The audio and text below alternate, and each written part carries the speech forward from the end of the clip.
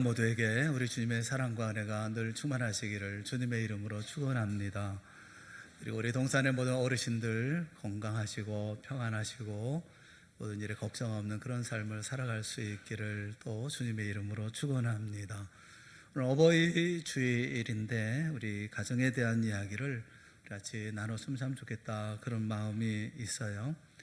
우리가 가정에서 부모님을 잘 섬기고 또 어르신을 잘 섬기고 또 자녀들을 잘 또 가정 안에서 아름답게 만들어 간다고 하는 그런 면에 있어서 가정은 매우 소중하죠. 그런 의미에서 오늘 한 가정을 생각을 해보려고 합니다.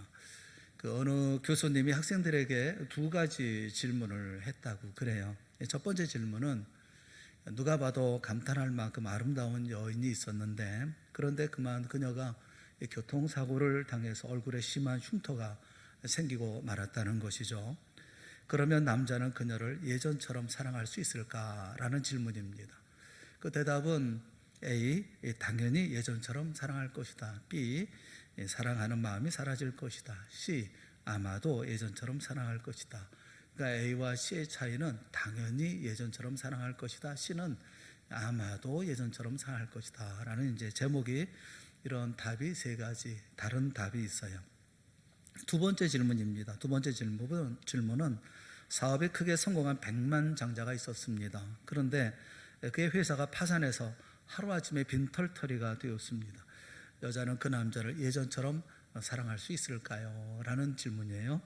똑같이 A는 당연히 예전처럼 사랑할 것이다, B는 사랑하는 마음이 사라질 것이다, C는 아마도 예전처럼 사랑할 것이다 라는 대답이었습니다. 학생들이 신중하게 대답을 했습니다. 첫 질문에 대해서 A는 10%, B도 10%, 그리고 C는 80%가 나왔고, 두 번째 질문에 대해서 A는 30%, B는 30%, 또 C는 40%가 나왔습니다. 교수님이 그 결과를 보면서 여자가 미모를 잃는 것이 남자가 돈을 잃는 것보다 더 큰 재앙이겠군요 라고 얘기하니까 학생들이 크게 웃었답니다. 그런데 교수님이 다시 질문을 했습니다. 아마 여러분은 연인 사이로 생각하고 대답을 하신 것 같습니다. 그런데 첫 번째 질문의 남녀를 부녀, 그러니까 아버지와 딸의 관계로, 그리고 두 번째 질문의 남녀가 모자, 그러니까 어머니와 아들의 관계라면 어떨까요? 라고 질문했습니다. 학생들이 심각하게 생각하고 다시 답을 써냈습니다. 그 결과는 모두 A, 당연히 예전처럼 사랑할 것이다 하는 대답이 100%였습니다. 그게 가족이죠. 세상에 어느 아버지가 딸의 얼굴에 흉터가 생겼다고 해서 더 이상 사랑하지 않을 아버지가 어디 있겠습니까?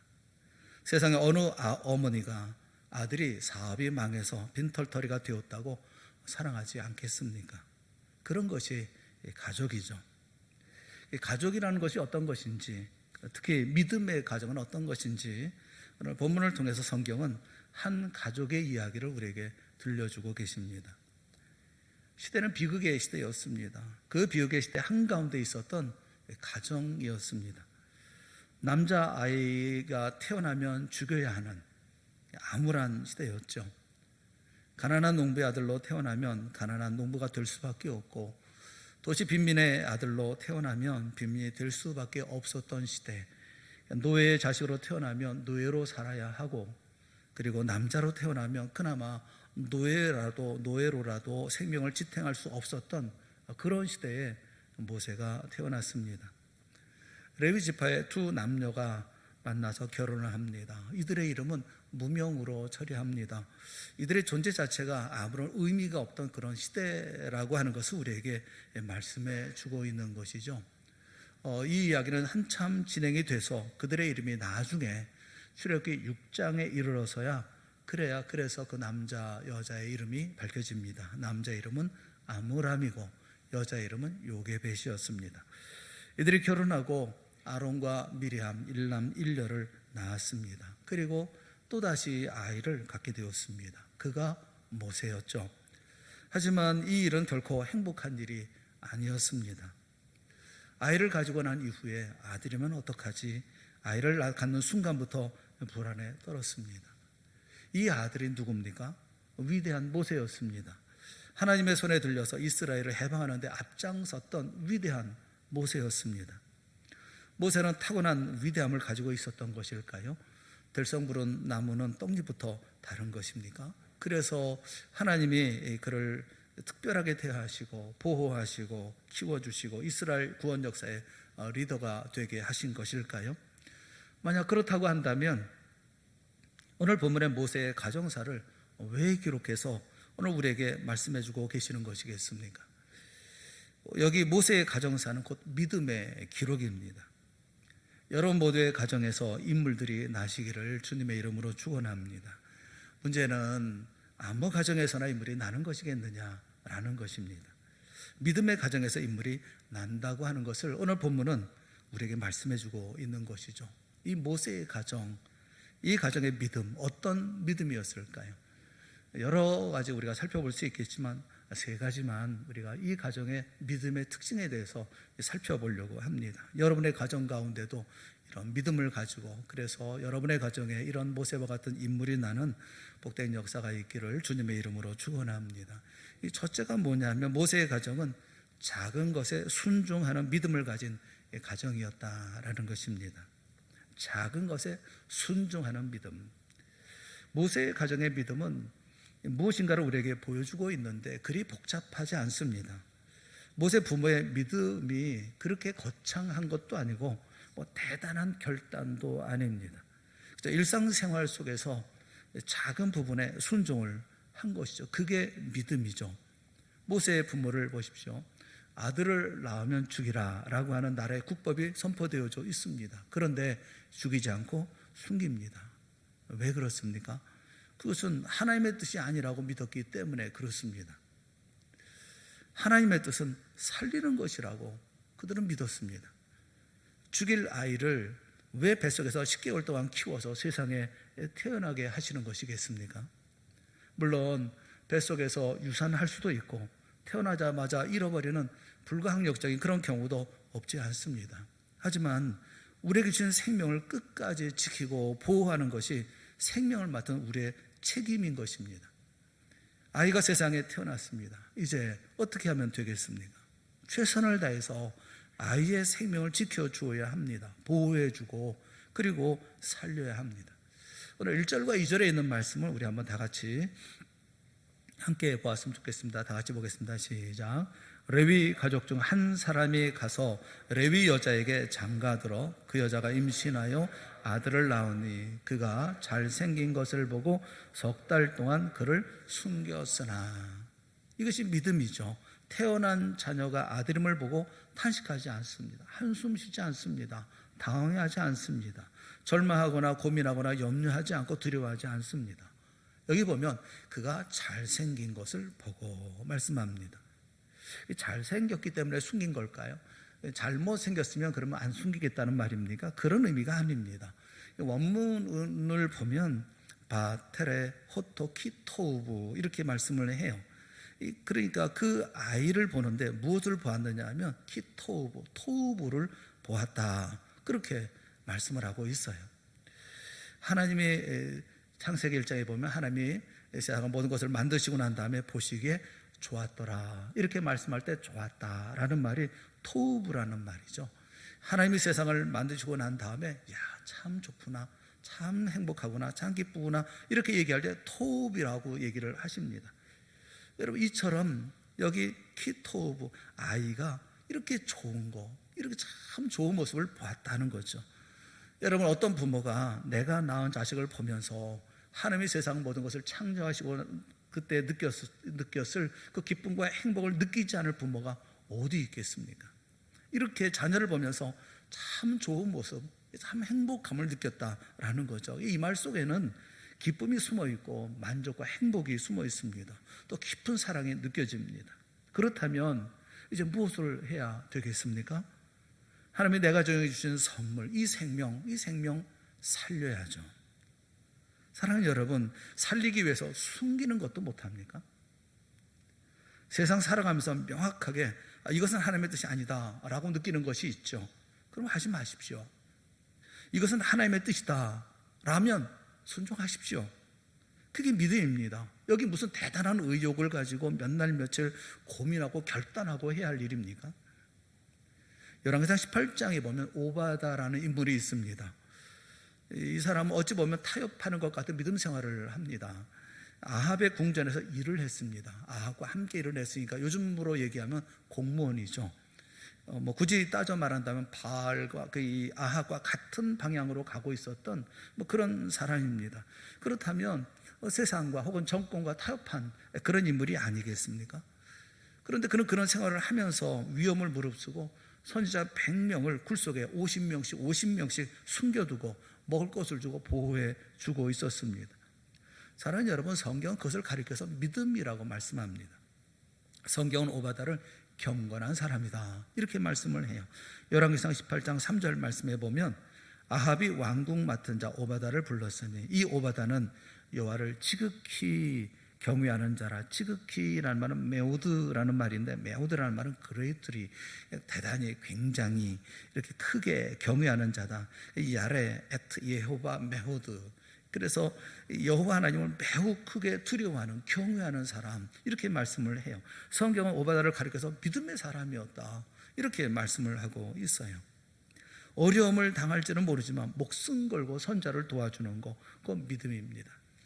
전도하자고 할 때 열심히 전도에 동참하는 거, 그건 믿음입니다. 금식하며 기도하자고 할 때 금식하며 함께 기도하는 거, 그건 믿음입니다. 11조 해야 될 때 11조 하는 거, 그건 믿음입니다.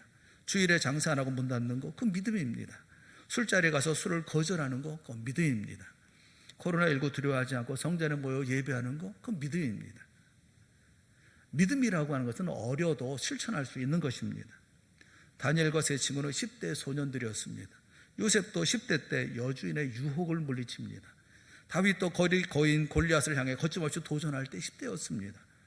종교개혁자 칼빈이 27세가 되던 해에 그의 걸작이라고 얘기하는 기독교 강요를 출판했습니다.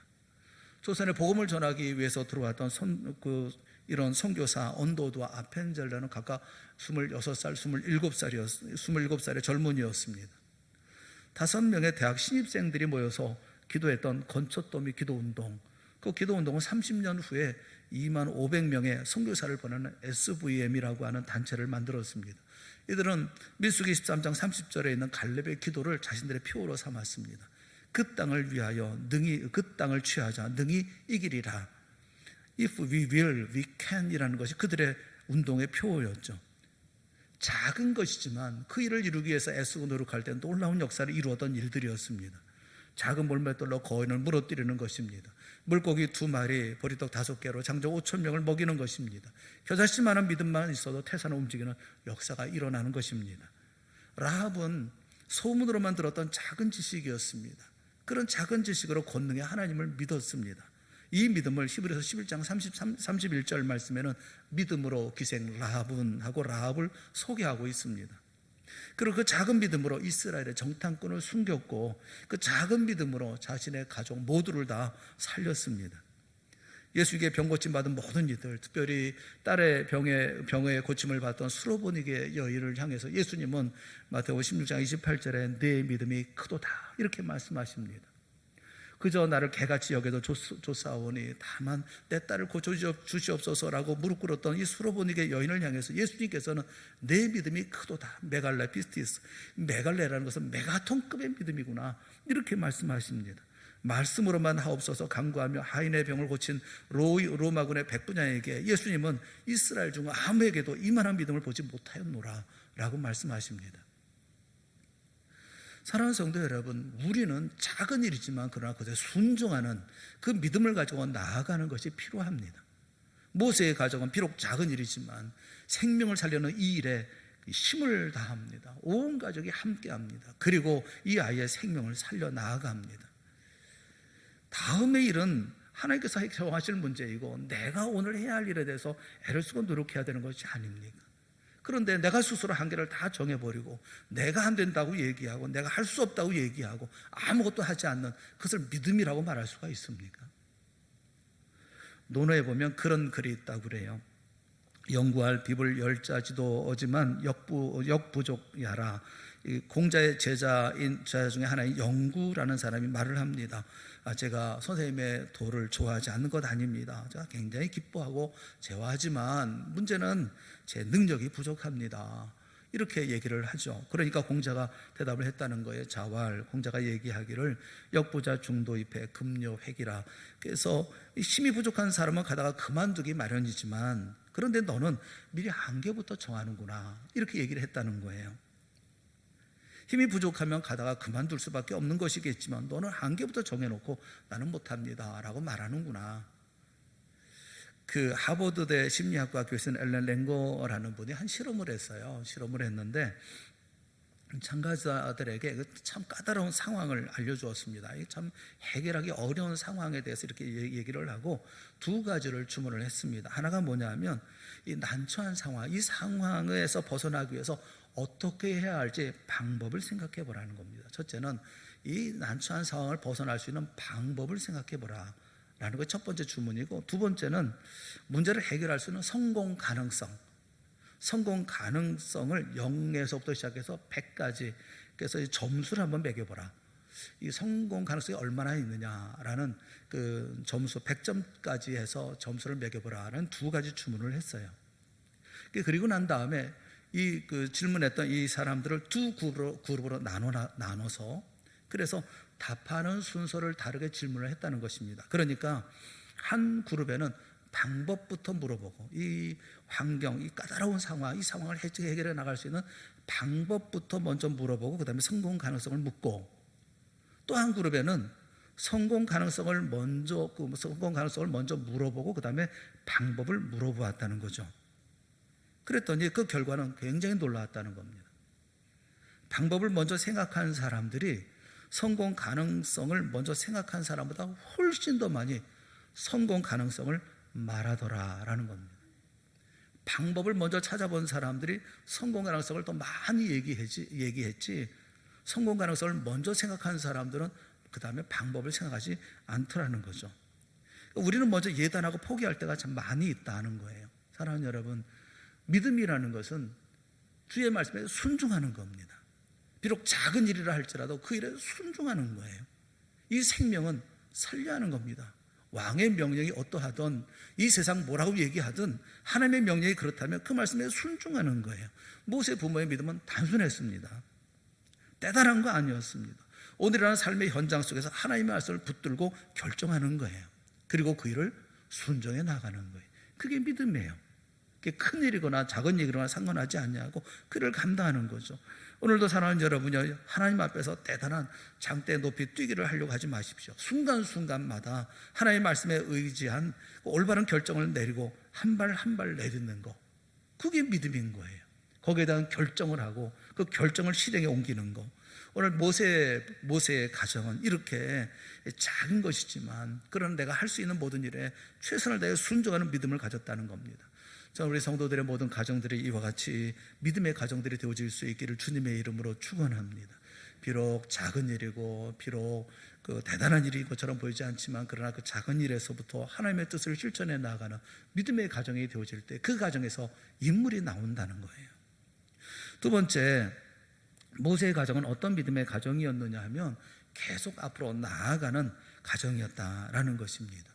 3절 말씀에 보면 더 숨길 수 없게 되며 더 숨길 수 없게 됐다는 겁니다. 한계가 왔죠. 더 숨길 수 없어요. 왜 숨길 수가 없습니까? 애가 우니까요. 우는 게 애 아닙니까? 울면 들킬 수밖에 없고 더 이상 숨길 수가 없게 되어진 것이죠. 여러분, 그런데 거기서 포기했습니까? 그래서 포기했다는 말입니까? 그렇지 않습니다. 계속 아이를 살릴 길을 찾았다는 것이죠. 여러분, 성경에 예수님께서 말씀하고 있죠. 구하라 주실 것이요, 찾으라 찾아낼 것이요, 두드리라 열릴 것이라고 말씀하고 있어요.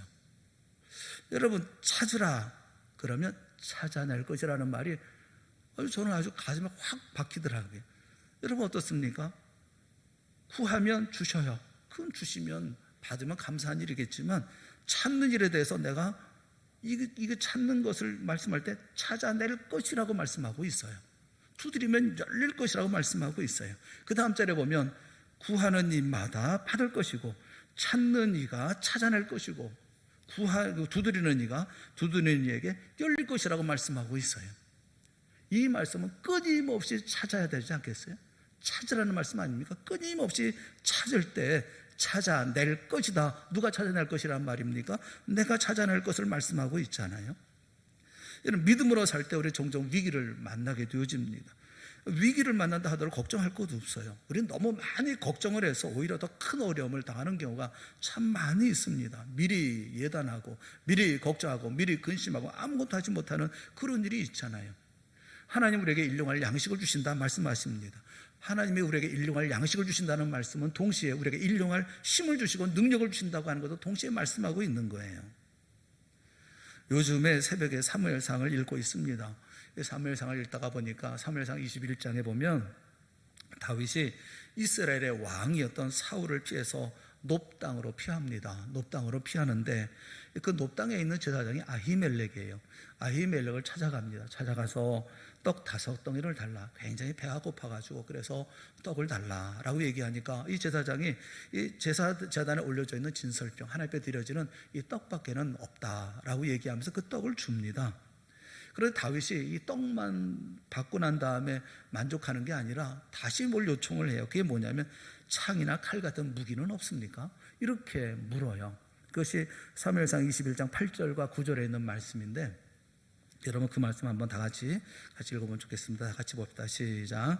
다윗이 아히멜렉에게 이르되 여기 당신의 수중에 창이나 칼이 없나이까? 왕의 일이 급함으로 내가 내 칼과 무기를 가지지 못하였나이다 하니 제사장이 이르되 내가 엘라 골짜기에서 죽인 블레셋 사람 골리앗의 칼이 보자기에 쌓여 에봇 뒤에 있으니 내가 그것을 가지려거든 가지라. 여기는 그것밖에 다른 것이 없느니라 하는지라. 다윗이 이르되 그 같은 것이 또 없나니 내게 주소서 하더라. 그곳에 보관 중인 골리앗의 칼을 다윗이 얻습니다. 이 골리앗이 누굽니까? 골리앗은 2.9m의 키, 거의 3m에 육박하는 키를 가지고 있었던 그런 장수였고 갑옷만 그가 걸치고 있었던 갑옷만 5,000세겔이라고 그래요. 놋 5,000세겔. 5,000세겔이 어느 정도냐면 57kg, 한 60kg 되는 사람 하나 이렇게 메고 다니는 것이죠. 그가 있었던 배틀채 같은 창이 있습니다. 그 창날만 600세겔, 600세겔이라고 하면 6.8kg, 한 7kg 정도 되는 거죠. 거기다가 배틀채 같은 그 창까지 합치면 얼마나 무겁겠어요. 그러니 골리앗의 칼은 얼마나 또 무겁겠습니까? 골리앗의 칼도 다윗이 휘두르기에는 무거웠을 거라고 생각을 해요. 그 손에도 맞지 않고 또 자신이 휘두르기도 힘든 그런 칼을 왜 달라고 했을까? 이런 칼이 왜 필요하다고 그 같은 것이 없으니 내게 주소서라고 얘기한 이유가 무엇이며 왜 그 칼을 가졌을까? 왜냐하면 그 전절에 보면 우리가 읽었던 말씀의 전절에 보면 도액이라는 사람에 대해서 말씀합니다. 도액이라는 사울 왕의 신하가 있는데 그 신하가 지켜보고 있다는 사실을 다윗이 알았다는 거죠. 그래서 다윗은 아마도 이 도액이라는 사람에게 사울 왕에게 이 사실을 알리면 내가 가만두지 않겠다, 이 칼로 가만두지 않겠다라고 무기를 구했던 것이 아니었던가, 위협하고 공갈하고 있었던 것은 아니었을까 하는 생각이 들어요. 하지만 왜 그랬을까 싶은 생각이 드는 거예요. 결국은 도액이 사울왕에게 고발합니다. 그리고 도액이 다시 와서 제사장 85명을 죽이고 그들의 가족을 다 죽입니다. 여러분, 다윗이 어떤 사람입니까? 다윗은 사무엘상 17장 45절에 보면 골리앗과 싸울 때 그는 이렇게 외치며 나갔던 사람입니다. 다윗이 블레셋 사람에게 이르되, 블레셋 사람은 골리앗이죠. 골리앗에게 이르되 너는 칼과 창과 단창으로 내게 나오거니와 나는 만군의 여호와의 이름 곧 내가 모욕하는 이스라엘 군대의 하나님의 이름으로 내게 나아가노라. 담대하게 외쳤던 사람입니다. 너는 칼과 창과 단창으로 내게 나오지만 나는 여호와의 이름, 이스라엘의 하나님의 이름으로 내게 나아가노라 외쳤던 사람이에요. 그에게 왜 칼이 필요합니까? 사랑하는 여러분, 우리는 그날을 주의 은혜로 삽니다. 주의 힘으로 삽니다. 주께서 주시는 능력으로 살아갑니다. 칼이나 창을 따로 우리가 준비하지 않아도 주님이 주시는 힘으로 우리는 하루하루를 살아가는 거예요. 구하며 삽니다. 찾으며 삽니다. 두드리며 삽니다. 구할 때 받습니다. 찾을 때 우리가 찾아내게 되어집니다. 두드릴 때 열리는 놀라운 역사를 우리는 경험하며 살아가는 사람들인 것입니다. 오늘 주일을 살아내면 내일 월요일을 살 힘을 주님은 내일 또 우리에게 주십니다. 월요일이 끝나면 화요일을 살 수 있는 능력을 주시고, 또 화요일이 끝나면 수요일을 살아갈 수 있는 능력을 주십니다. 다만 매 순간순간마다 순종하며 그렇게 앞을 향해서 나아가면 되는 거예요. 찾고 구하고 두드리며 나아가면 되는 거예요. 하나님 우리를 이끌어 가시는 것은 꼭 자동문과 같아요. 자동문이 멀리 있을 때는 문이 열립니까? 멀리 있으면 문이 안 열리잖아요. 문에 가까이 가면 스르륵 문이 열리지 않습니까? 그처럼 하나님의 은혜를 구하면서 문 앞에 가까이 갔을 때 문이 스르륵 열리는, 길이 열리는 놀라운 역사가 우리 가운데 있다고 하는 거, 우리 얼마나 많이 경험해 보았습니까? 하나님께 쓰임받았던 사람들 가운데 환경이 좋았던 사람 별로 없습니다. 모세도 죽을 환경에서 태어나지 않습니까? 요셉은 그렇지 않습니까? 요셉은 어머니가 넷입니다. 궁금한 것은 저는 요셉이 레아를 어떻게 불렀을까 싶어요. 큰엄마 이렇게 불렀을까요? 비라와 실바는 뭐라고 불렀을까요? 뭐 이름을 불렀을까요? 뭐 큰엄마, 작은엄마, 가운데 엄마, 아니면 번호를 붙여서 1번 엄마, 2번 엄마 이렇게 불렀을까요? 쉽게 얘기하면 콩가루 집안이라는 거예요. 그렇지만 아버지 원망하지 않았어요. 요셉에게는 요셉을 죽이려는 형들이 있었고, 형들의 음모가 있었고, 편한 사람 아무도 없었습니다. 모든 집안을 보면 아버지도 문제, 어머니도 문제, 형제들도 문제. 하지만 그 가운데서도 하나님의 은혜를 구하고 나아가니까 승리하지 않습니까? 요셉의 삶이 험난했지만 매 순간순간마다 하나님을 의지하고 나아갑니다. 하나님은 그때그때마다 피할 길을 열어주십니다. 노예로 팔려가도 주인 보디발의 사랑을 받게 하고, 감옥에 갇히지만 또 감옥에서도 간수장의 은혜를 입습니다. 결국 바로 앞에 서서 총리까지 되지 않습니까? 전체를 다 보면 기적같이 보이지만, 그런데 여러분 생각해 보세요. 매 순간순간이 요셉에게는 그렇게 어렵다고만 생각되지는 않습니다. 위기가 올 때마다 하나님의 능력을 구하면서 그때그때마다 순종하며 극복하며 나아가는 것이죠. 우리도 마찬가지입니다. 아무리 시대가 어렵다 하더라도 하나님과 동행하는 백성은 그렇게 어려운 것만 아닌 거예요. 여러분, 시험과 위기보다 더 큰 하나님의 은혜가 우리 가운데 있기 때문에 그렇습니다. 그 하버드 비즈니스 리뷰라는 그 책의 편집장이 있어요. 편집장이 다이앤 쿠투라고 하는 사람인데, 이분이 그 실패를 극복한 사례를 무수히 연구를 했습니다. 많은 사람의 실패를 연구하고, 그 다음에 회복 탄력성을 갖춘 사람들, 그러니까 실패 가운데 금방 일어났던 사람들을 연구했어요. 연구해 보니까 세 가지 공통점이 있더라는 겁니다. 회복 탄력성을 가진 사람들, 그러니까 넘어졌지만 그러나 탄력이 벌떡 일어나는 이런 사람들이 있잖아요. 이런 사람들을 연구해 보니까 세 가지 공통점인데, 첫째가 뭐냐면 현실을 냉정하게 직시할 줄 알더라는 겁니다. 현실을 냉정하게 본다는 거죠. 두 번째는 그 역경 안에서의 의미를 찾아내더라는 겁니다. 그 의미가 뭔지를 찾아내더라는 겁니다. 그 세 번째는 브리콜라주라는 겁니다. 이 제일 중요한 것이 이 브리콜라주라는 거예요. 이 브리콜라주가 무슨 말이냐면 프랑스어입니다. 이 프랑스어인데, 브리콜라주라는 말이 어떤 것이냐면 손으로 하는 아주 간단한 수리 작업을 얘기할 때 브리콜라주라고 얘기를 한다고 그래요.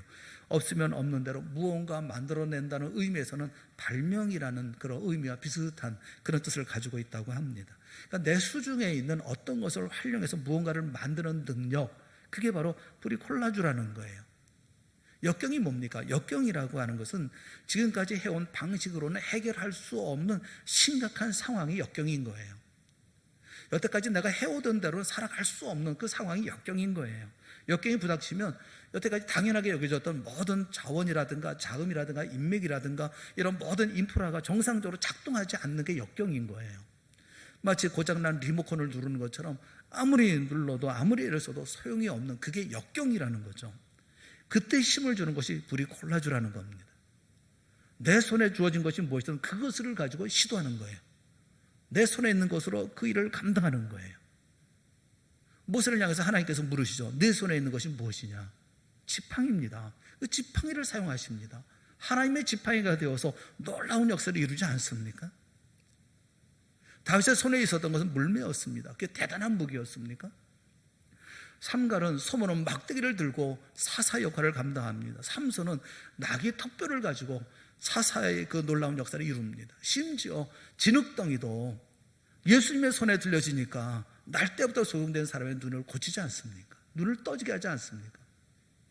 세상에 흔하고 흔한 게 돌이요 흙 아닙니까? 그런데 그 진흙을 이겨서 주님께서 그의 눈에 바르시니까 그의 눈이 떠지지 않습니까? 실로암에 가서 씻으라. 그 씻고 난 다음에 눈이 환히 떠지지 않습니까? 진흙으로 하십니다. 여러분, 내게 있는 것이 무엇입니까? 내 손에 주어진 것이 무엇입니까? 그것을 가지고 시도하는 거죠. 세상 부딪혀 보세요. 세상 별거 없어요. 예수님께서 그러시지 않았습니까? 내가 세상을 이기었노라. 예수님이 이미 이기신 세상인 거예요.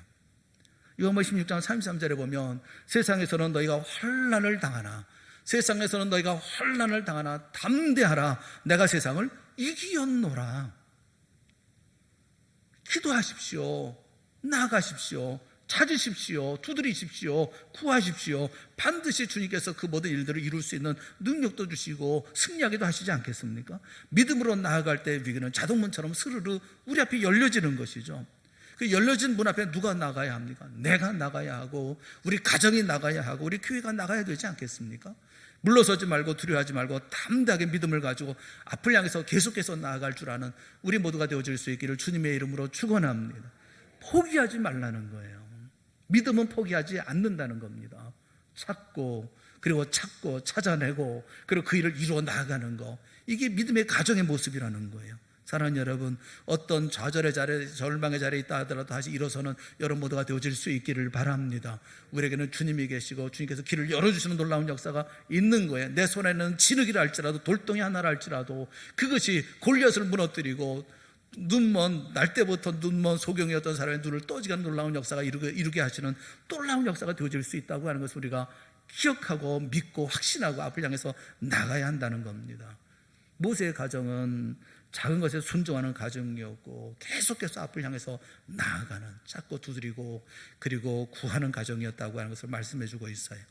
마지막 세 번째로 모세의 가정이 믿음의 가정인 이유가 뭐냐면 맡기고 최선을 다하는 믿음의 가정이었다라는 겁니다. 이것이 모세의 가정의 특징이에요. 모세의 가정은 작은 일이지만 그러나 하나님의 말씀에 순종하고 또 계속해서 막혔지만 그러나 더 이상 어쩔 수 없지만 앞을 향해서 그래도 계속해서 주의 뜻을 구하며 나아가는 가정이었고, 그리고 세 번째는 맡기고 최선을 다한다는 겁니다.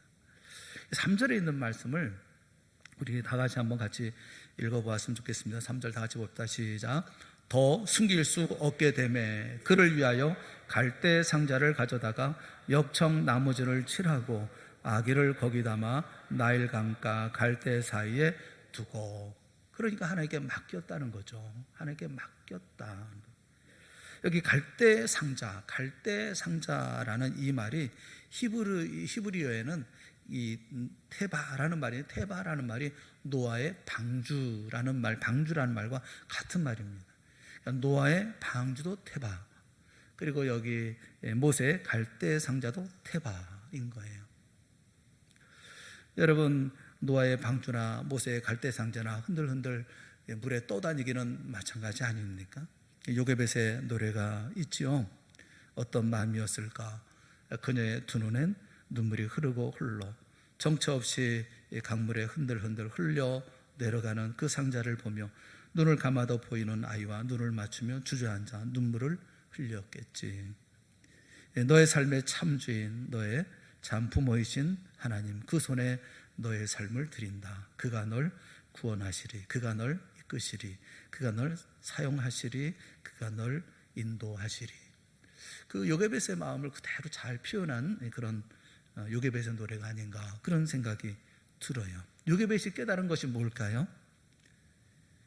이 아이는 내가 키울 수 없다는 거, 내가 보호할 수 없다는 거죠. 하지만 주님께 맡기면 주님이 보호해 주실 것이라는 것입니다. 그래서 아이는 내 자식 하면 안 되는 거예요. 하나님께 맡깁니다 라고 해야 하는 것입니다. 세상에서 제일 어려운 게 자녀 기르는 일 아닙니까? 내가 아무리 열심을 다하고 내가 아무리 열심히 가르친다 하더라도 주님이 보호하시고 인도하시는 것이지 내가 하는 것 아니지 않았습니까? 여러분, 인생도 마찬가지예요. 내 인생도 나 자신도 모세처럼 갈대 상자에 담아서 하나님께 맡겨야 하는 겁니다. 우리 가정도 하나님께 맡겨야 하는 거예요. 하나님 책임져 주시옵소서. 그리고 난 다음에 딸 미리암을 보내죠. 어떻게 되나 끝까지 보게 합니다. 맡기고 난 다음에 할 일이 뭐냐면 최선을 다해서 뛰는 거예요. 사랑하는 여러분, 맡기면 내 할 일 다 한 것입니까? 아니에요. 끝까지 우리가 해야 할 일을 끝까지 감당하는 거예요. 신명기 32장 11절에 있는 말씀을 우리 한번 같이 볼까요? 다 같이 시작. 마치 독수리가 자기의 보금자리를 어지럽게 하며 자기의 새끼 위에 너풀거리며 그의 날개를 펴서 새끼를 받으며 그의 날개 위에 그것을 엎는 것 같이. 하나님은 어미 독수리같이 우리를 사랑하신다는 거죠. 우리를 사랑하십니다. 그런데 우리를 둥지에서 떨어뜨릴 때가 있다는 것입니다. 왜 그렇습니까? 왜 둥지에서 떨어뜨립니까? 날게 하려고, 강하게 하려고 하시는 것이죠. 그럴 때 새끼 독수리가 해야 할 일이 뭡니까? 떨어뜨리면 어떻게 해야 되죠? 죽어라 날개짓을 해야죠. 죽어라 날아야 되죠. 우리가 이 땅을 어떻게 살아야 되는지 아시겠죠? 하나님 우리를 위기 가운데 던지면 우리는 죽을 힘을 다해서 그 위기를 벗어나기 위해서 날개짓을 해야 되는 거예요. 그러다 어느 순간 나는 나는 겁니다. 그게 하나님의 뜻이고 하나님의 계획이죠. 우리는 근데 너무 믿음이 좋은 것 같아요. 너무 좋아서 하나님께 다 맡긴다고 합니다. 그래서 떨어뜨리면 통닭처럼 가만히 떨어지는 거 주여. 그리고 떨어지는 거 하나님 받아주실 거야. 믿습니다. 물론 하나님께서 받아주실 것입니다. 하지만 우리가 주신 기회가 있잖아요. 또 최선을 다해서 우리가 뛰어야 되는 거 아니겠습니까? 그거는 뛰어야 되는 거예요. 날개짓을 해야 되는 거예요. 열심히 날아야 되는 거예요. 그때 하나님께서 함께 해주시면서 더 강력한 사람이 되어주시도록 우리를 세워주시는 것이 아니겠습니까? 코로나19로 언제까지 주저앉아 계실 겁니까? 기회를 주시면 나와서 하나님 앞에 뛰어야 되는 거 아니겠어요? 내게 주어진 역할, 내게 주어지는 영역, 그만큼 내가 달려나가야 되는 거 아니겠어요? 이만큼 자리 주시면 이만큼 나가야 되고, 저만큼 자리 주시면 저만큼 나가야 되고, 주님을 향해서 끝까지 힘을 다해서 나가야 되는 거 아니겠어요? 이거 핑계대고 끝까지 주저앉아 있으시겠어요? 여러분, 내가 내 인생 개척하는 거 아니지 않습니까? 건강하고 병들고, 그거 내가 스스로 결정할 수 있는 것이겠습니까? 하나님의 인도하심이죠. 아내 만나는 거, 자식 낳는 거, 하나님께서 인도해 주신 것입니다. 그리고 그 다음에 내가 할 일이 뭡니까? 최선 다해야죠. 죽도록 뛰어야죠. 죽도록 날개짓 해야죠. 날아야죠. 날아 올라야 되는 거 아니겠습니까? 그 이병욱 장로님이라고, 이분은 암 환자들을 수많이 만나고 난 다음에 책을 썼어요. 그 책이 그 중에 제일은 사랑이라라는 책입니다. 이 개정판으로 나온 게 그 암 가족 치료라는 그 제목의 개정판을 내셨는데, 근데 그 중에 제일은 사랑이라라는 그 책 제목이 참 맞는 것 같아요. 이분이 그 암 환자들을 만나고 치료하고 그러면서 내린 결론, 그 암 환자를 어떻게 치료해야 할 것인가, 가족들이 어떻게 치료할 것인가 하는 것에 대해서 기록한 책입니다. 여러분도 혹여 우리 가족 가운데 암 환자가 있으면 한번 이 책을 보시면 좀 도움이 많이 되지 않을까 싶어요. 이분이 그렇게 얘기를 해요. 그 암 환자를 살리는 건 뭐냐면 사랑이 살린다, 이렇게 결론 내리고 있어요. 암은 혼자서 싸우기에는 너무 힘든 병이랍니다. 암 환자가 한 사람 생기면 온 가족이 함께 싸워야 된다는 거예요. 암 환자 혼자 싸우는 게 아니라 온 가족이 같이 싸워야 된다는 겁니다. 많은 암 치료제가 발견되었지만 그 부작용이 없는 암 치료제는 없답니다. 가장 그 탁월한 치료제는 사랑이라는 거예요. 온 가족이 그 암 환자를 사랑으로 감싸게 되면 환자가 놀랍게 치유가 되더라는 겁니다. 그분의 얘기가 이런 얘기를 해요. 암 환자가 생기면 다른 가족들도 함께 산다는 겁니다. 암을 치료하는 과정에서 가족들과의 관계가 회복이 된다는 겁니다. 용서할 것은 용서하고 더 신경을 써주게 되어지고, 말도 절제하고 서로 사랑을 쏟아주려고 하고, 식생활 습관을 비롯해서 생활 습관 전체가 바뀐다는 겁니다. 심지어 기도 생활까지 달라지더라는 거예요. 이러면서 가정에 부흥이 일어나고 회복이 일어나고 마침내는 가정이 치유가 되더라는 겁니다. 그 암 환자 때문에 암 환자만의 문제가 아니라 온 가족 모두가 치유되는 놀라운 역사가 있게 되어지더라는 거예요. 그 중에 제일은 사랑이라, 이 사랑으로 하나가 되어지더라라는 거예요. 사랑하는 여러분, 어려움이 있을 때 우리가 해야 할 일은 무엇입니까? 그러니까 힘든 일이 있을 때, 우리 가정 가운데 큰 고난이 닥쳐왔을 때, 역경이 닥쳐왔을 때 우리가 해야 할 일은 어떤 일입니까? 여러분, 내 인생 내가 개척하는 게 아니잖아요. 하나님의 인도하심이 아닙니까? 하나님이 인도하시는 거잖아요. 그러면 하나님의 인도하시면 우리가 믿음으로 가야죠. 믿음으로 따라가야 되는 거 아니겠어요? 우리 가정이 하나님 앞에 온전한 가정이 되어지기 원하십니까? 우리 가정에서 인물이 나기를 바라십니까? 그렇다면 작은 순종부터 시작하세요.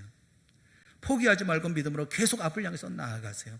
주님께 맡기고 최선을 다하세요. 힘을 다해요.